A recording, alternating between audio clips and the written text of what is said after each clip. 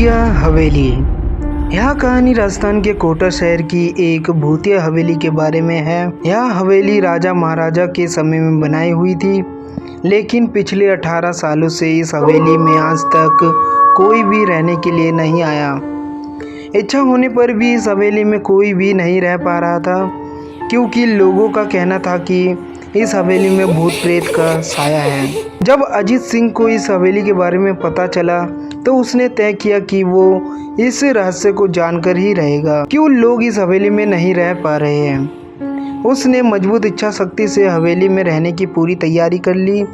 जब उसने हवेली के अंदर जाने के लिए पैर आगे बढ़ाए तो दरवाजे पे किसी अनजान व्यक्ति ने उसे रोक लिया और नज़दीक आके बोले, कौन हो आप और किधर जा रहे हो? अजीत सिंह ने जवाब देने के वजह उसने सामने सवाल किया, जी आप कौन? मेरा नाम अर्जुन सिंह है और मैं यहीं पास में रहता हूँ। अजीत सिंह ने कहा, ओ अच्छा, मैंने सुना है कि ये भूतिया हवेली है और यहाँ कोई नहीं रह पा रहा है, इसलिए मैं इस हवेली में एक दिन रुकने का फैसला किया। अर्जुन सिंह ने कहा, जी हाँ, आपने सही सुना है और आप भी अंदर मत जाइए। मेरी माने तो आप भी वापस लौट जाइए, यह बहुत खतरा है। यह सुनकर अजीत सिंह खुश हो गया, जैसे उन्हें कोई लॉटरी लग गई हो।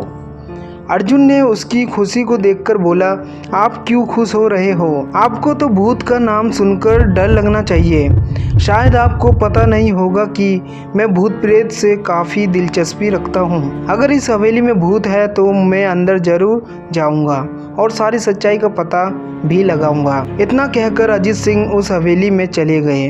अंदर जाके अजीत ने अपनी बैग को साइड में रखा और हवेली के चारों ओर देखने लगा। सारे रूम भी चेक कर लिए। बाद में ड्राइंग रूम में आके सोफे पर बैठ गया। उसने वहां बैठकर दारू के 2-4 पैग भी पिए। वही अचानक उस रूम में लाइट का एक बल्ब चालू बंद होने लगी, लेकिन अजीत ने उस पर ध्यान नहीं दिया। थोड़ी देर बाद दूसरा बल्ब चालू बंद होने लगा, फिर तो हवेली की सारे लाइट चालू बंद होने लगी। यह सब देखकर अजीत अपनी जगह पे खड़ा हो गया और संपूर्ण सचेत हो गया। अचानक उसके सामने एक छोटा टेबल हवा में उड़ने लगा, करीबन 6 फुट हवा में ऊपर जाके गोल गोल घूमने लगा और बाद में अजीत की ओर तेजी से आने लगा। अजीत ने तुरंत ही अपने जगह बदल दी और दूसरी ओर चला गया और वो टेबल वही जाके गिरा जहां अजीत खड़ा था।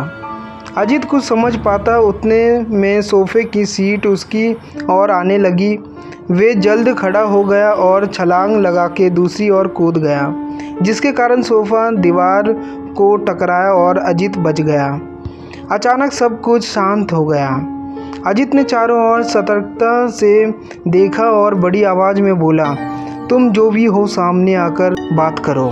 वही एक बड़ी परछाई उसके सामने आई। अजीत ने उस परछाई को देखकर बोला, कौन हो तुम और क्यों मुझे मारना चाहते हो? परछाई, तुम्हारी भूल के कारण। अजीत, मेरी भूल? मैंने कौन सी भूल की? परछाई, इस हवेली में आने की भूल। मैं किसी को भी इस हवेली में खुश नहीं देख सकती। अजीत, लेकिन क्यों? वो परछाई जवाब दिया, आज से 18 साल पहले इस हवेली के मालिक ने मुझे यहीं पे मार डाला था। मेरी कोई गलती भी नहीं थी। इस कारण की वजह से मेरी आत्मा इस हवेली में भटकती रहती है। मैं किसी को भी इस हवेली में नहीं रहने दूंगी, क्योंकि इस हवेली में मेरा खून हुआ था। इस हवेली में जो भी रहने के लिए आएगा उसकी मौत होगी। अजीत ने कहा, मैं तुम्हें अपने असली रूप में देखना चाहता हूँ। तुम्हें मारने से पहले मैं तेरी इच्छा अवश्य पूरी करूंगी। और उस परछाई ने एक भयानक दर्म्य रूप ले लिया। उसका चेहरा इतना भयानक था कि अजीत भी एक क्षण के लिए डर गया, लेकिन दूसरी ही क्षण में उसने अपने आप को काबू पा लिया। बाद में इसने अपनी जेब से सफ़ेद पाउडर निकाला और उस भूत पर फेंक दिया। भूत पर पाउडर पड़ते ही वो जलने लगी, बड़ी बड़ी ज्वाला उठने लगी। वो बहुत जोर जोर से चिल्लाने लगी और बाद में पूरी तरह से जल गई। उसके बाद अजीत ने चैन से सांस लिया और वही सो गया। दूसरे दिन सुबह जब अजीत को सही सलामत हवेली से बाहर आते हुए अर्जुन ने देखा, वह आश्चर्य हो गया। अर्जुन ने अजीत से पूछा, तुम कैसे जिंदा हो? जब अजीत ने अर्जुन को कल रात को घटी घटना को पूरी तरह से बताया और बोला अब यह हवेली भूतिया हवेली नहीं रही। दोस्तों, आपको यह कहानी राजस्थान के कोटा की भूतिया हवेली कैसी लगी, प्लीज़ हमें कमेंट में ज़रूर बताएं।